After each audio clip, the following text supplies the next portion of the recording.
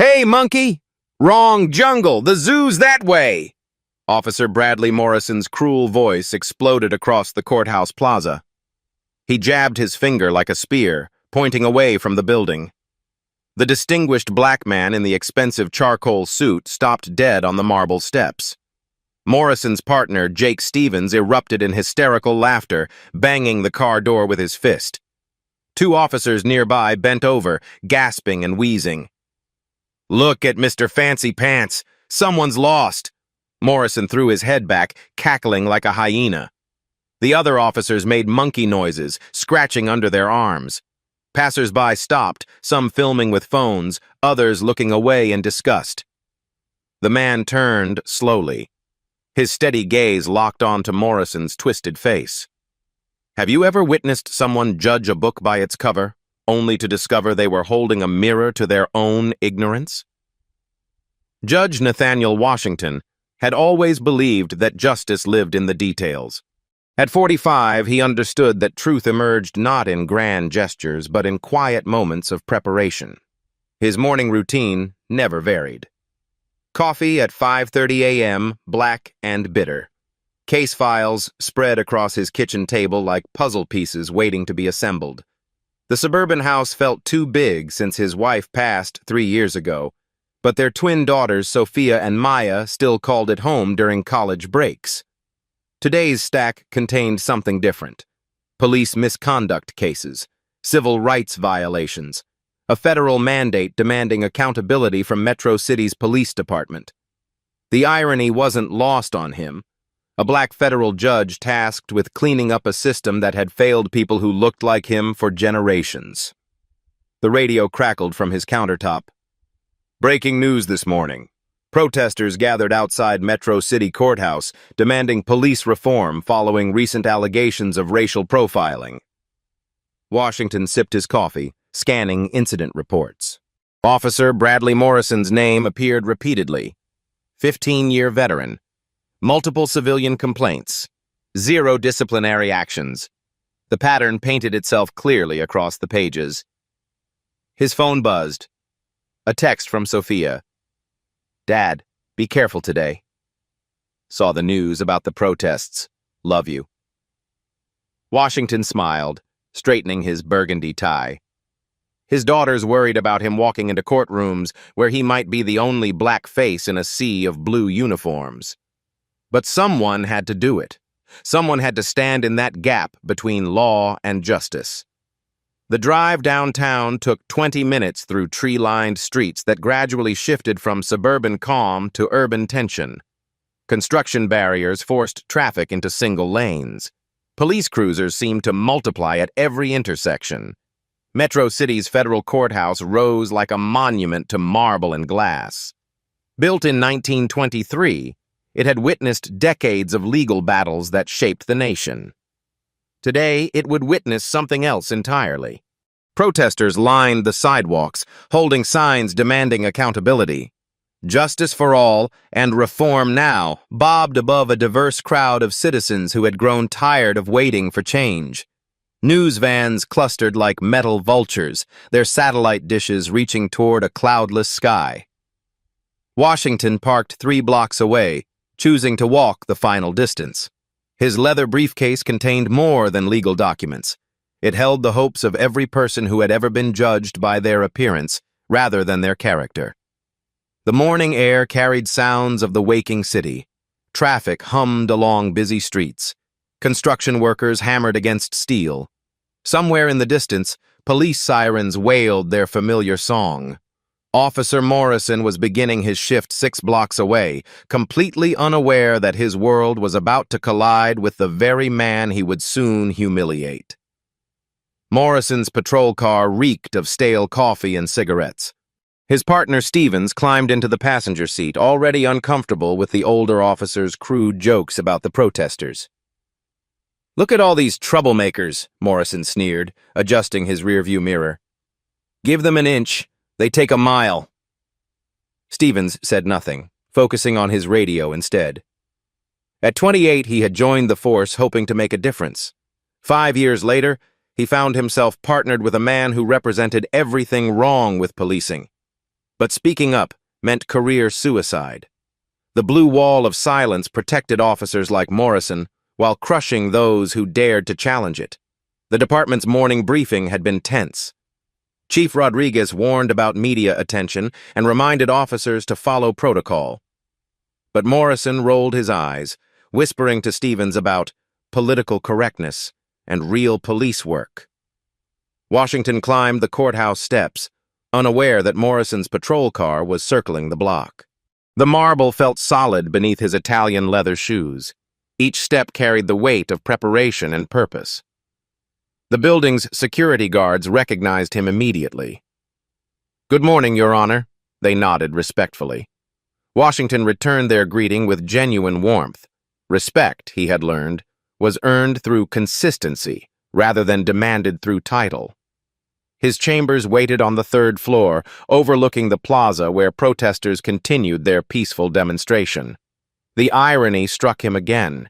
He would spend the day reviewing cases about police misconduct while officers patrolled the streets below, most of them good people trying to serve their community with honor. But not all of them. Morrison's radio crackled with routine calls, noise complaints, fender benders. Nothing interesting enough to satisfy his need for action. He preferred the old days when police work meant respect through fear rather than community partnership and de-escalation training. The collision course was set. Two men, two worldviews, two different definitions of justice about to intersect in ways neither could imagine. Washington arranged his files, preparing for a day of careful deliberation. Morrison scanned the streets, looking for someone to stop. Neither man knew that history was about to unfold in the most unexpected way possible. Judge Washington's sedan moved smoothly through downtown traffic, its silver paint gleaming under the midday sun. He had left the courthouse for lunch, choosing to drive rather than walk through the crowd of protesters still gathered outside. The car was modest, a 3-year-old Camry that reflected his practical nature rather than his federal salary. 2 blocks from his favorite sandwich shop, flashing red and blue lights exploded in his rearview mirror. Officer Morrison's patrol car lurched behind him, siren whooping once before falling silent. Morrison had spotted the well-dressed black man through the sedan's rear window and felt that familiar itch. A nice car in a nice neighborhood meant one thing to Morrison. Someone was where they didn't belong. Washington's heart sank as he recognized the routine. Hands visible on the steering wheel, no sudden movements. Remain calm. The same instructions he had given his daughters countless times echoed in his mind. Morrison approached the driver's side window with his hand resting casually on his service weapon.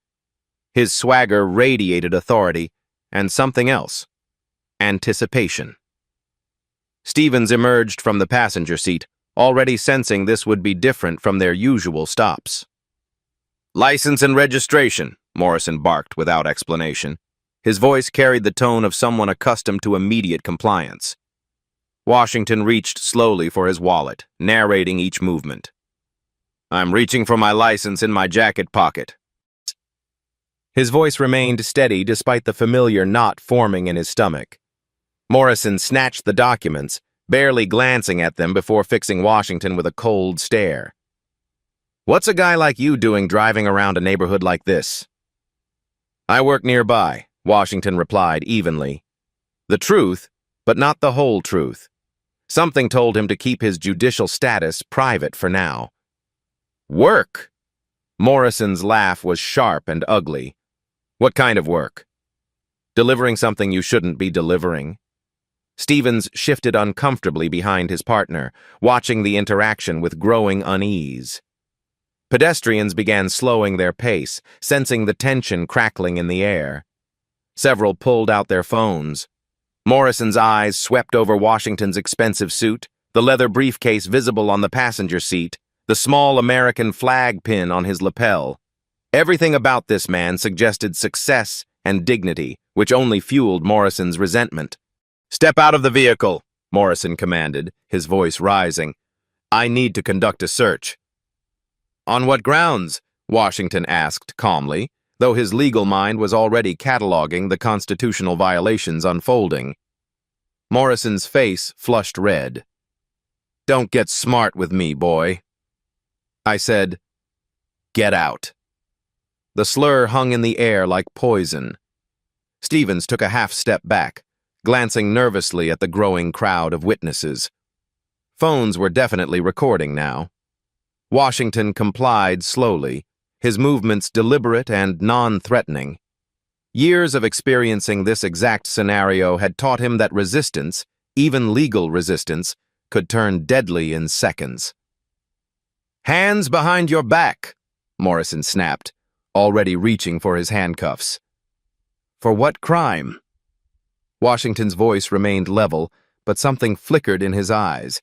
Not fear, but a deeper understanding of what was happening. Morrison spun Washington around roughly, pressing him against the car's warm metal.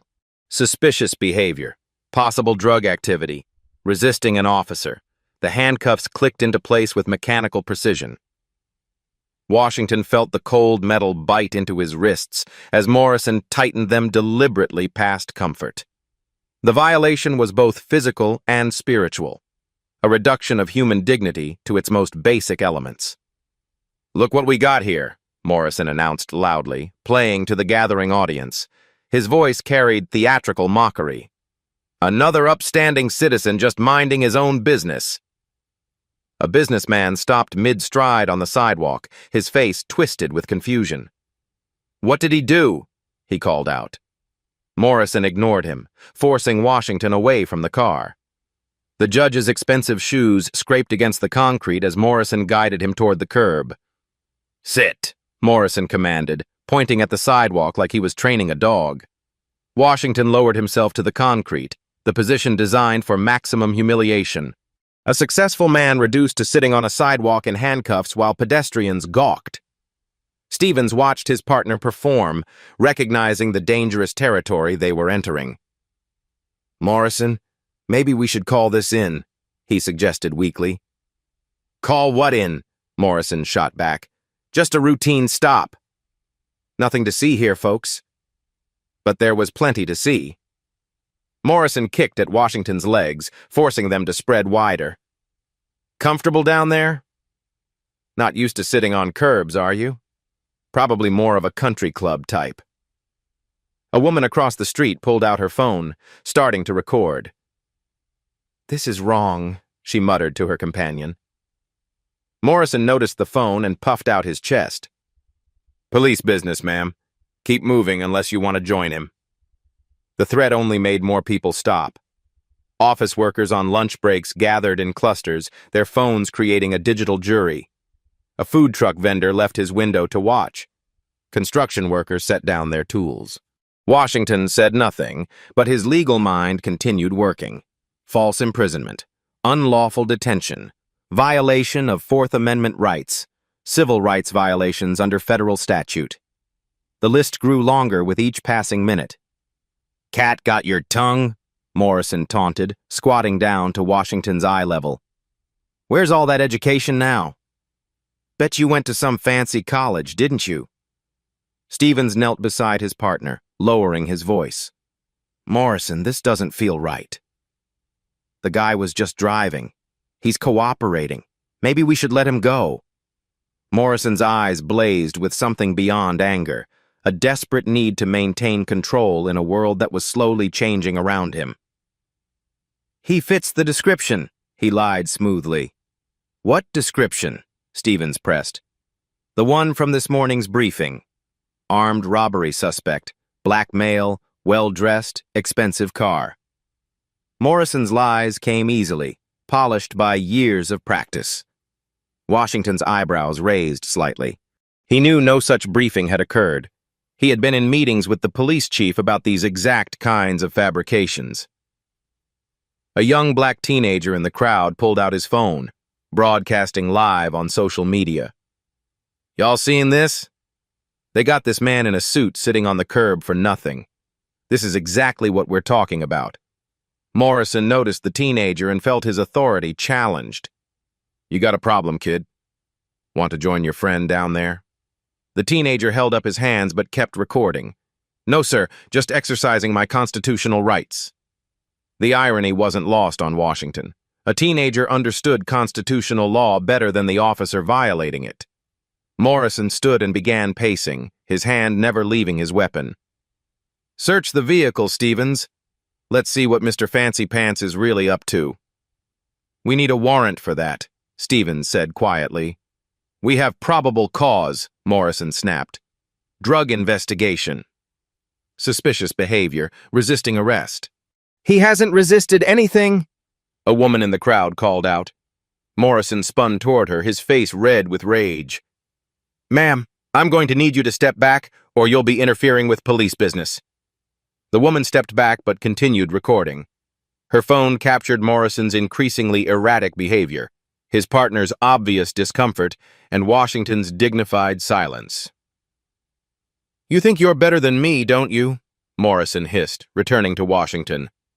Sitting there all calm and collected. "Like you own the place." Washington met his gaze steadily. "I think we're all equal under the law, Officer Morrison." The use of his name startled Morrison briefly. He had forgotten about the name tag on his uniform. But he recovered quickly, standing and adjusting his belt with practiced authority. "Equal!" Morrison laughed bitterly, his voice rising for the crowd to hear. "That's rich coming from someone sitting in handcuffs on a curb." The crowd continued growing. Office workers, store clerks, students, even some off-duty police officers who looked uncomfortable with what they were witnessing. Their collective presence created an energy that Stevens could feel, but Morrison remained oblivious to. A news van turned the corner, its satellite dish visible above the traffic. Someone had called the media. Washington closed his eyes briefly, thinking of his daughters. This was the America they would inherit, one where success and dignity could be stripped away by prejudice and a badge. But it was also an America where witnesses gathered, where phones recorded truth, where justice might still be possible. He just had to survive what came next. Morrison's radio crackled with static as backup units responded to his call. 2 additional patrol cars rounded the corner, their lights painting the street in alternating red and blue. The cavalry had arrived, and Morrison felt his confidence surge. "What do we have here?" Officer Davis asked as he stepped out of the first backup unit. His eyes swept over the scene. Washington still sitting handcuffed on the curb, Morrison pacing like a caged animal, Stevens looking increasingly uncomfortable. "Drug investigation," Morrison announced loudly enough for the growing crowd to hear. "Suspect was acting suspicious, possible narcotics in the vehicle." Washington's legal mind noted the escalating lies. First, it was suspicious behavior, then armed robbery, now drugs. Morrison was painting himself into a corner with each fabrication. Officer Rodriguez emerged from the second patrol car, younger than the others, but already showing signs of the cynicism that infected the department. "Need us to search the vehicle?" he asked eagerly. "Absolutely," Morrison replied, his chest swelling with authority. "Full search. This one thinks he's special." Stevens tried one more time. "Morrison, maybe we should just issue a warning and—" "Stevens, shut up and do your job!" Morrison snapped. "Search the car." Now. The crowd had grown to nearly 30 people. Office workers held phones at eye level. A street artist sketched the scene from across the road. The food truck vendor had abandoned his customers to watch the spectacle unfold. Washington watched Stevens approach his sedan with obvious reluctance. The young officer opened the driver's door and began searching through the glove compartment, his movements hesitant and apologetic. "Find anything yet?" Morrison called out theatrically. Stevens pulled out the vehicle registration, insurance papers, and a small emergency flashlight. Nothing remotely suspicious. "Just normal stuff," he reported quietly. Morrison's face darkened. He needed something, anything, to justify this escalating situation. Check under the seats. Trunk. These guys are clever about hiding things. Rodriguez joined the search, pulling seat cushions forward and running his hands along the car's interior. Davis opened the trunk, revealing only emergency supplies and a spare tire. "Maybe we should check his briefcase," Rodriguez suggested, pointing to the leather case still visible on the passenger seat. Washington's heart sank. His briefcase contained case files, judicial notes, and documents that would immediately reveal his identity. He wasn't ready for that revelation yet. Something told him to let this play out, to experience the full scope of what countless others had endured. Morrison seized the briefcase like it contained evidence of major crimes. He set it on the car's hood and popped the latches with dramatic flair. Legal documents spilled out, case files with federal court letterhead, a judicial calendar marked with hearing dates. Morrison's eyes scanned the papers, but his mind was too focused on finding drugs or weapons to process what he was actually seeing. "What's all this legal mumbo-jumbo?" Morrison asked, waving a court document in the air. "Are you some kind of lawyer or something?" Washington remained silent, watching Morrison handle federal judicial documents like they were trash. Each rough movement was another violation, another piece of evidence for the civil rights lawsuit that would inevitably follow. "Probably ambulance chaser," Davis chimed in, earning chuckles from Rodriguez. "Look at this fancy briefcase. Bet he's one of those lawyers always suing cops." The irony was lost on them completely. They were manhandling documents from cases involving police misconduct while committing their own acts of misconduct. A woman in the crowd called out, "This is harassment!" "That man hasn't done anything wrong." Morrison spun toward her, his patience finally snapping. "Lady, if you don't back up right now, you're going to jail too." "For what?" she demanded, holding her ground. "Interfering with police business. Obstruction." "Pick a charge!" Morrison's voice had risen to a near shout. Stevens stepped between Morrison and the crowd, his hands raised peacefully. "Everyone just needs to calm down," he said, though his voice carried no conviction. Morrison turned his attention back to Washington, who sat with perfect posture despite the handcuffs cutting into his wrists. The judge's calm demeanor only fueled Morrison's rage further. "You know what I think?" Morrison announced, circling Washington like a predator. "I think Mr. A fancy lawyer here was chasing this neighborhood, looking for houses to rob, or maybe selling drugs to rich white folks." The racial coding in his words was unmistakable. Several people in the crowd shook their heads in disgust. Washington finally spoke, his voice steady and measured. "Officer Morrison, you're making a mistake." "Oh, I'm making a mistake?" Morrison laughed harshly. "The only mistake I made was not searching you more thoroughly." Without warning, Morrison grabbed Washington by the shoulders and forced him to stand. "Spread your legs wider." Arms out. The pat-down was aggressive and invasive, designed more for humiliation than safety. Morrison's hands searched every pocket, every fold of Washington's expensive suit. The violation was intentional and thorough. "What's this?" Morrison asked, pulling out Washington's wallet again. This time he opened it completely, dumping the contents onto the car's hood. Credit cards scattered across the metal surface. Cash fluttered in the breeze. Morrison picked up each item, examining it like evidence. When he reached the small leather folder containing Washington's judicial ID, he barely glanced at it before tossing it aside. "Lots of cash for someone with an honest job," Morrison observed, counting the bills with exaggerated interest. "Where does a guy like you get money like this?" "I work for a living," Washington replied simply. "Doing what? Selling drugs? Pimping? Running numbers?" Morrison's suggestions grew more offensive with each word. The crowd's murmur grew louder. Phones continued recording. A news van had parked across the street, its crew setting up equipment. Rodriguez found Washington's cell phone and handed it to Morrison. "Check his contacts. See who he's been talking to." Morrison scrolled through the phone's call log, his face twisted with concentration. Names like Chief Justice Roberts and Attorney General Williams meant nothing to him. He was looking for street names, gang affiliations, drug dealers. "Lots of government numbers," Morrison noted suspiciously. "You working with the feds?" Informant, maybe? Stevens watched his partner's behavior with growing horror. This had crossed every line imaginable. Morrison, we need to wrap this up. The sergeant's going to want a report. Let him want one, Morrison shot back. I'm conducting a thorough investigation here. Davis and Rodriguez exchanged glances. Even they were beginning to recognize that Morrison had gone too far. But the blue wall of silence held firm. No cop would openly challenge another in front of civilians.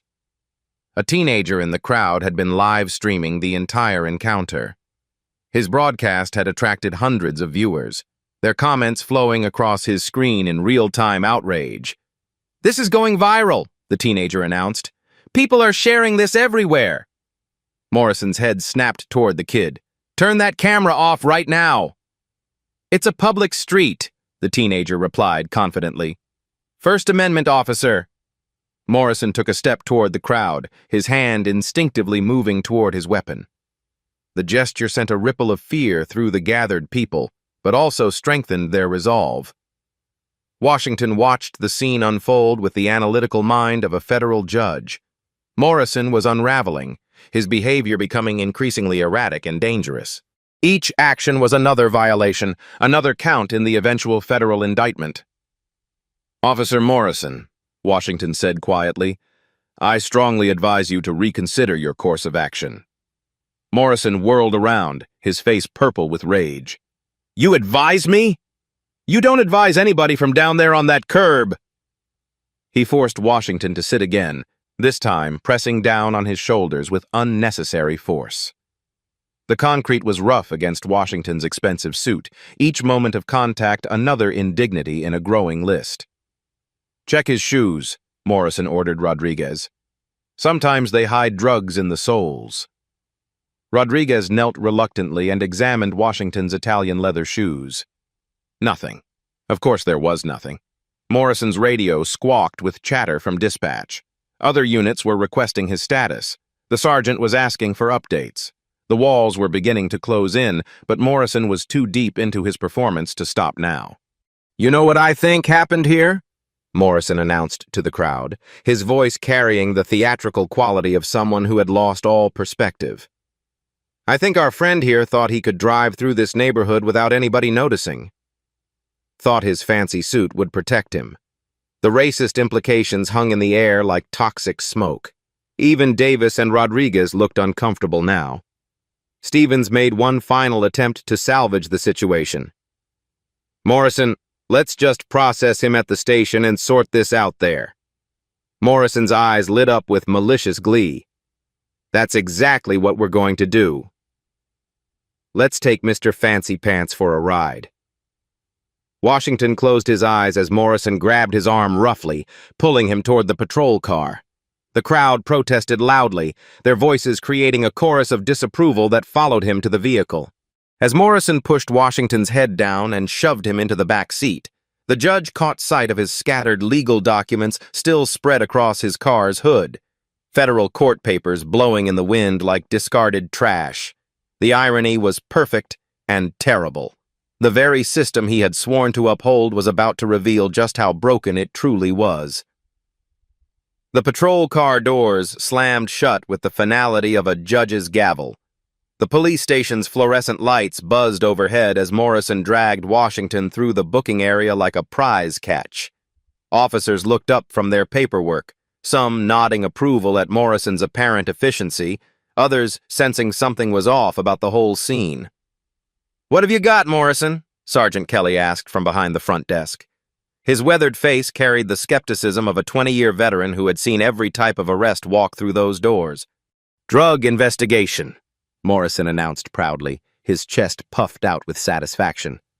"Caught this one casing houses in the financial district. Suspicious behavior, resisting arrest, the whole package."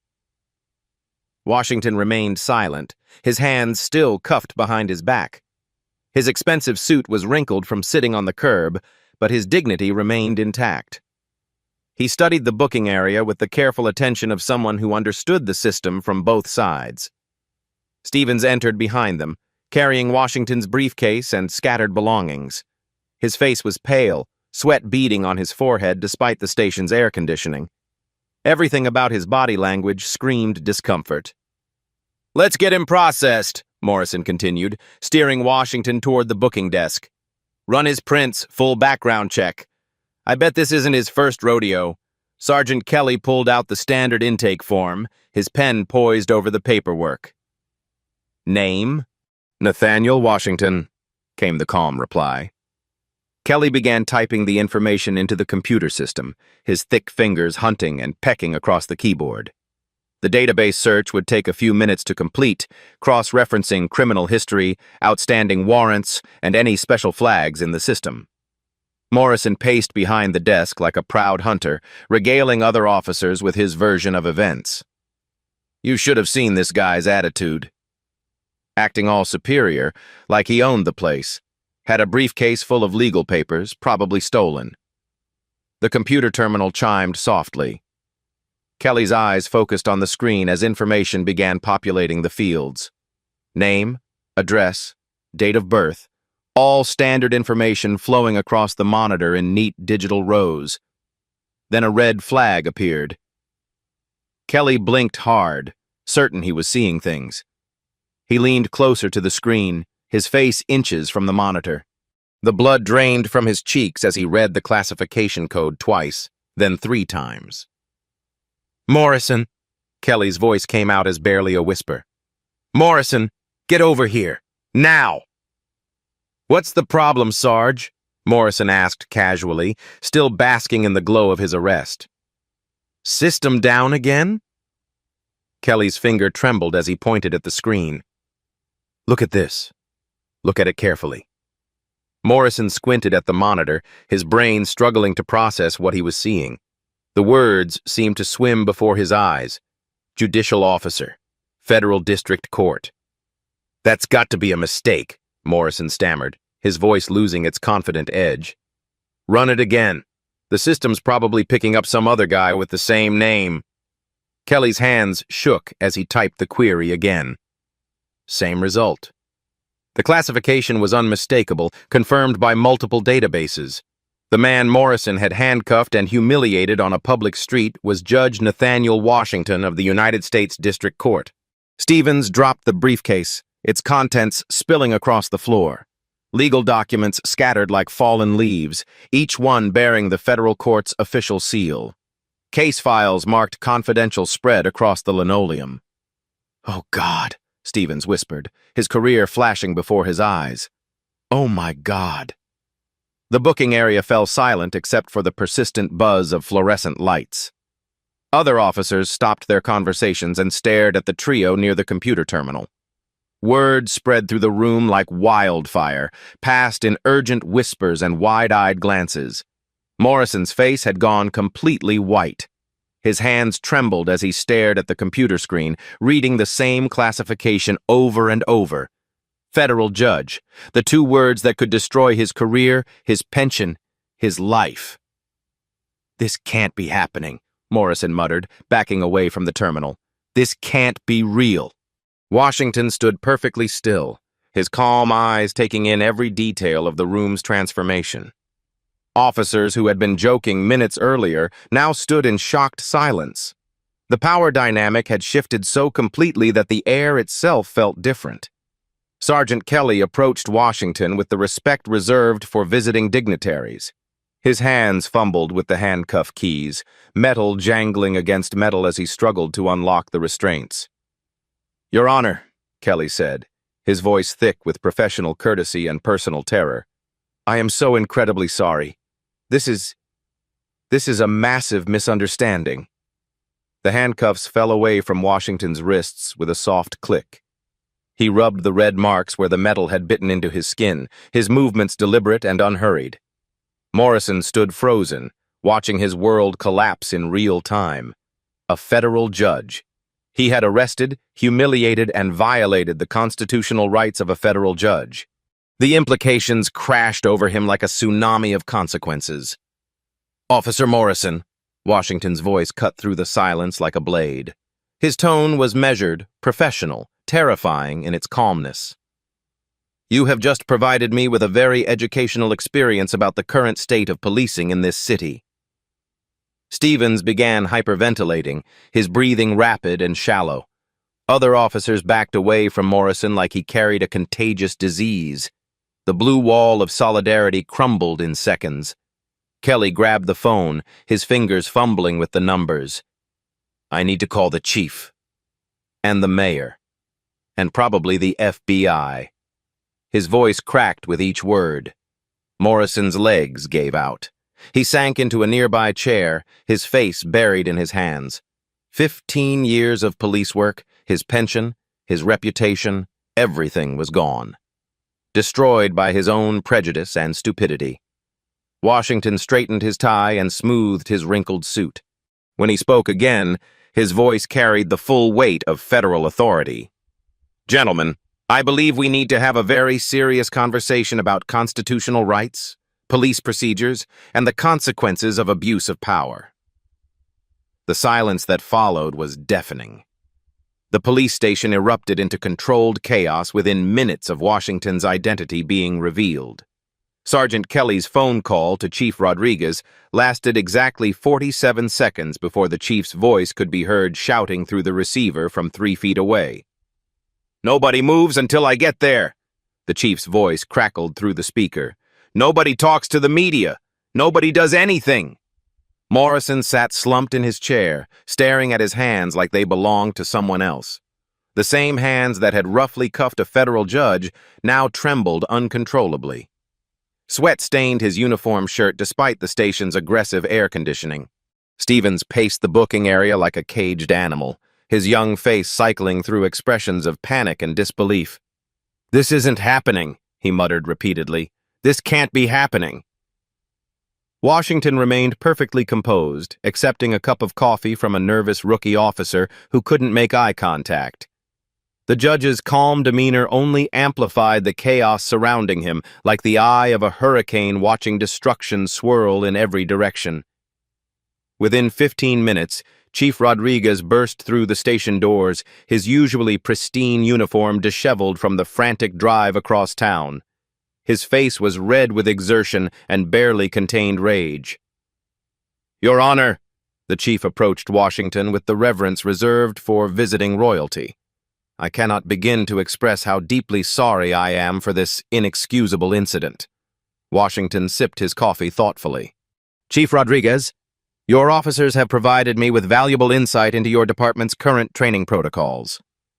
The words were diplomatically phrased, but carried the weight of an impending federal investigation. Rodriguez understood immediately that his entire department was now under the microscope. Morrison, my office, now. The chief's voice could have cut glass.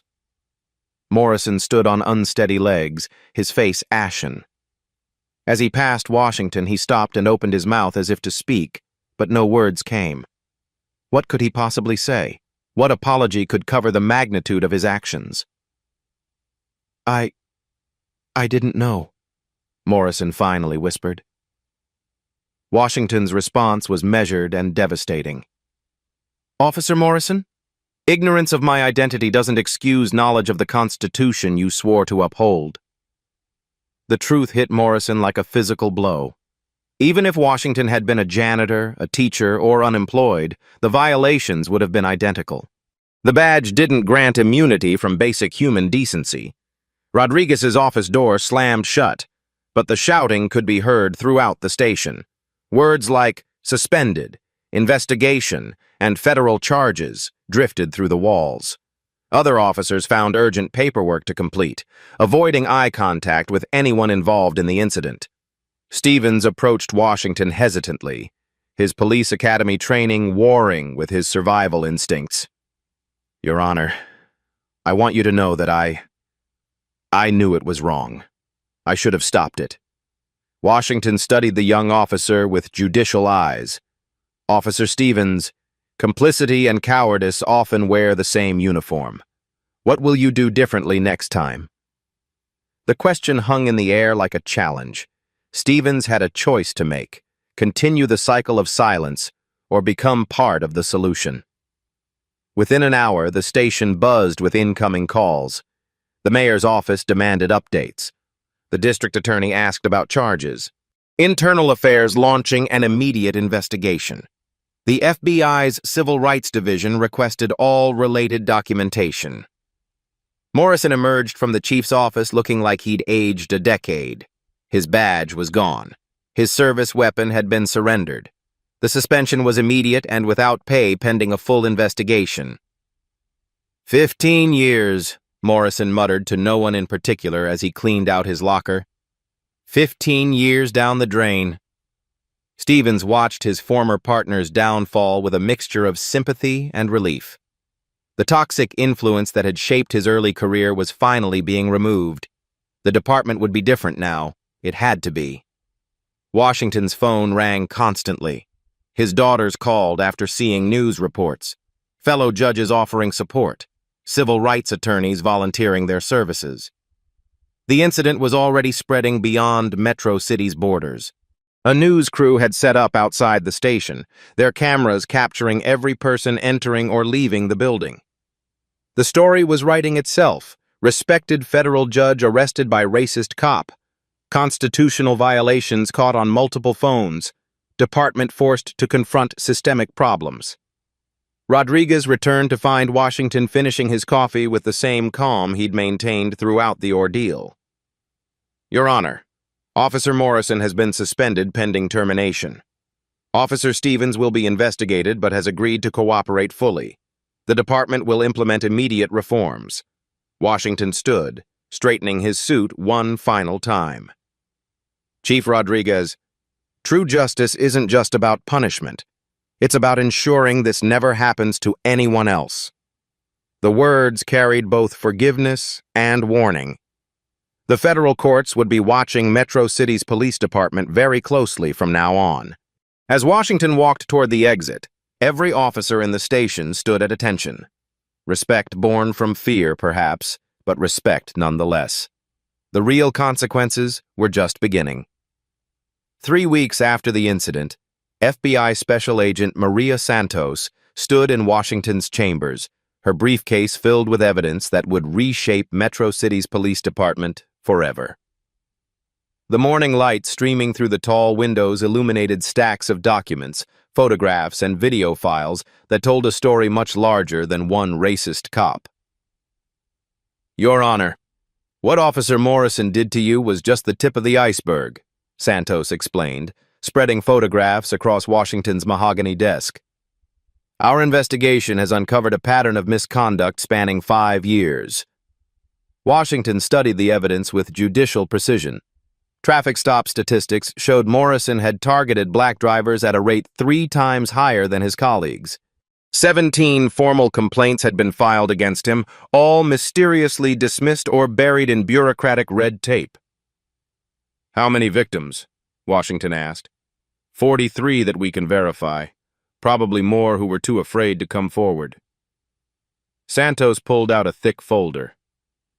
Construction worker Jerome Williams, pulled over 6 times in 2 years. Never charged with anything. Teacher Patricia Johnson, handcuffed in front of her students during a traffic stop. College student Marcus Reed, beaten during an arrest that was later ruled unlawful. Each name represented a story of humiliation and injustice. Washington's incident had given them courage to speak publicly for the first time. The federal judge's treatment had broken the spell of silence that protected officers like Morrison. The criminal trial began on a Tuesday morning in the same courthouse where Washington normally presided. The irony wasn't lost on anyone. Morrison would face justice in the building where he had humiliated a federal judge. U.S. Attorney Jennifer Walsh had assembled an airtight case. Video evidence from 6 different phones captured every moment of the arrest. Expert witnesses testified about constitutional law and police procedures. Former colleagues described Morrison's pattern of racial bias. Morrison's defense attorney, David Brooks, faced an impossible task. How do you defend the indefensible when it's recorded from multiple angles and witnessed by dozens of people? Ladies and gentlemen of the jury, Brooks began his opening statement, my client made mistakes. But Officer Morrison is not a monster. He's a 15-year veteran who served this community faithfully until one very bad day. The prosecution's case unfolded like a masterclass in civil rights law. Phone videos played on courtroom monitors showed Morrison's escalating aggression. Audio recordings captured his racist language. Expert testimony explained how each action violated clearly established constitutional rights. Stevens took the stand as the government's star witness, his voice barely above a whisper as he described years of watching Morrison's misconduct. "I knew it was wrong. I should have stopped it.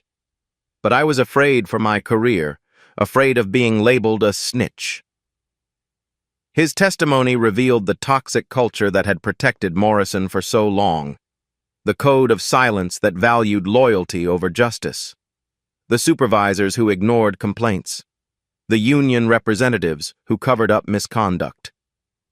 Washington testified on the third day, his calm recollection devastating in its precision.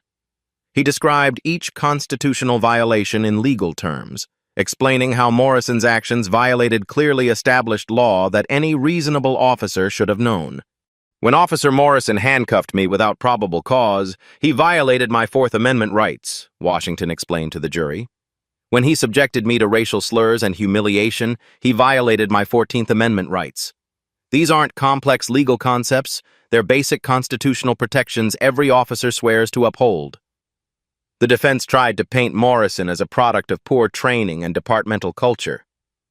Brooks called character witnesses who described the officer's community service and charity work. None of it mattered when weighed against the mountain of evidence. Dr. Sarah Williams, a criminology expert from Georgetown University, provided devastating testimony about racial bias in policing. Her statistical analysis showed Morrison's stops followed clear patterns of discrimination. Charts and graphs demonstrated how his behavior differed dramatically when stopping white versus black drivers. Officer Morrison didn't suddenly become racist on the day he arrested Judge Washington, Dr. Williams testified. The evidence shows a consistent pattern of bias that his supervisors should have detected and corrected years ago. The jury deliberated for less than 4 hours. Morrison was found guilty on all counts: deprivation of rights under color of law, false imprisonment, and conspiracy to violate civil rights. The federal charges carried serious penalties, up to 10 years in prison per count. Judge Patricia Martinez, a no-nonsense jurist known for tough sentences, delivered Morrison's fate with clinical precision.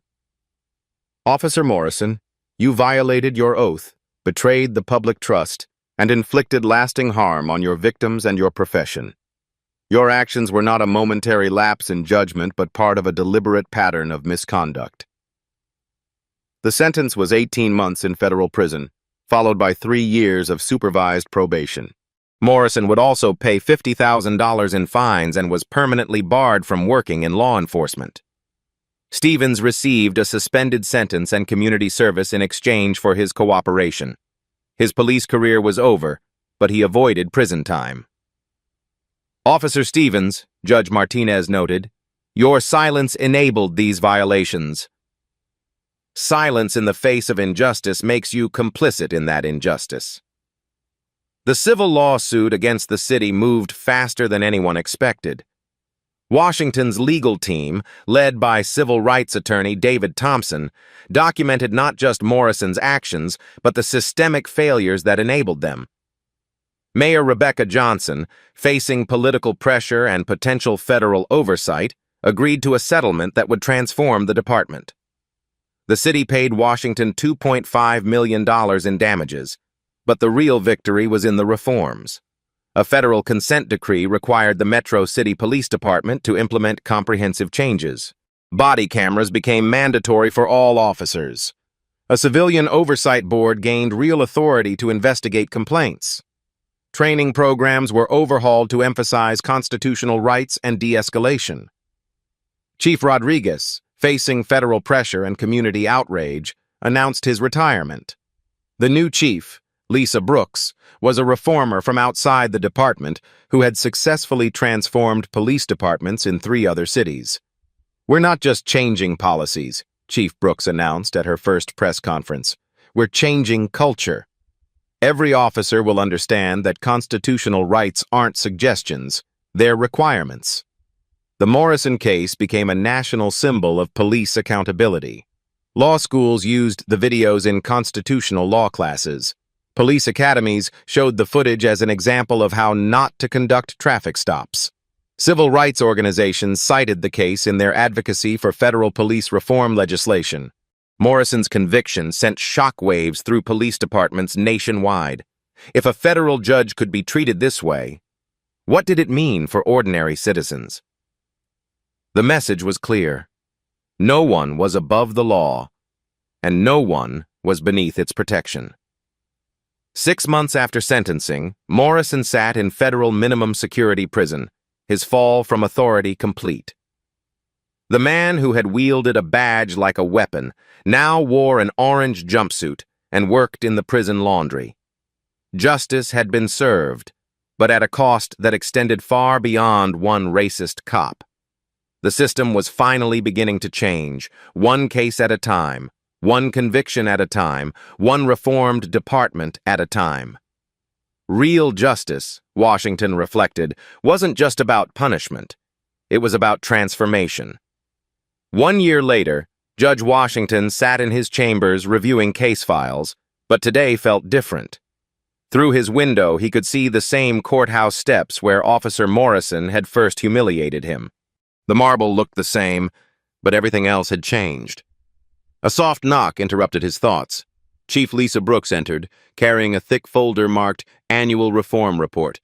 Her face showed the weariness of someone rebuilding an entire institution from the ground up.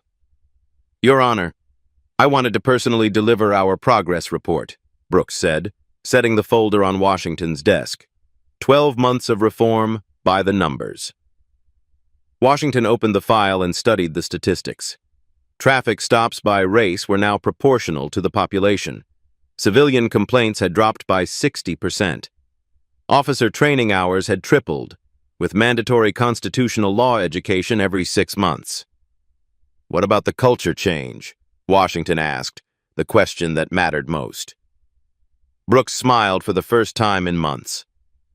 Yesterday, Officer Stevens, yes, Morrison's former partner, reported a colleague for using excessive force during an arrest. The complaint was investigated within 48 hours, and the officer was suspended pending review. The transformation Stevens had undergone was remarkable. The young officer who had once stood silently while his partner violated constitutional rights was now a vocal advocate for reform. He led training sessions on bystander intervention, teaching new recruits that silence in the face of misconduct was complicity. Washington's phone buzzed with a text from his daughter, Sophia. "Dad, saw your interview on 60 Minutes. So proud of how you handled everything. You changed the world without losing who you are." The media attention had been intense but necessary.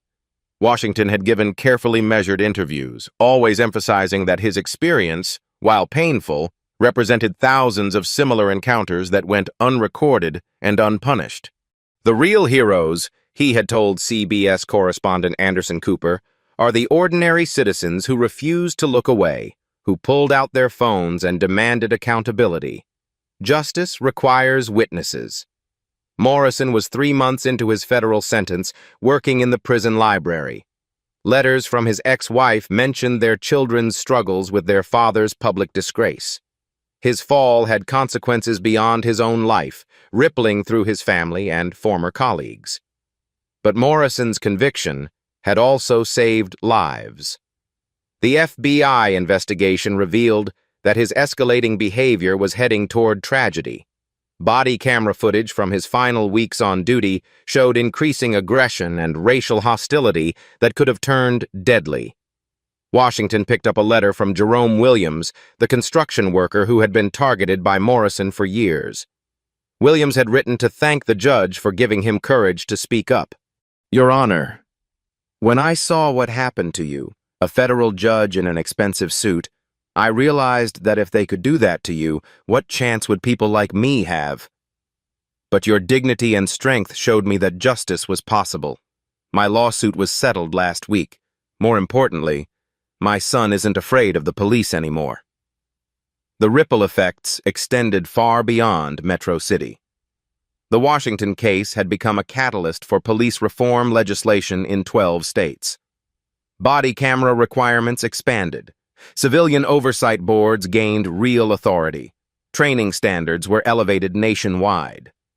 Congress had passed the Federal Police Accountability Act, requiring all law enforcement agencies receiving federal funding to meet minimum constitutional training standards.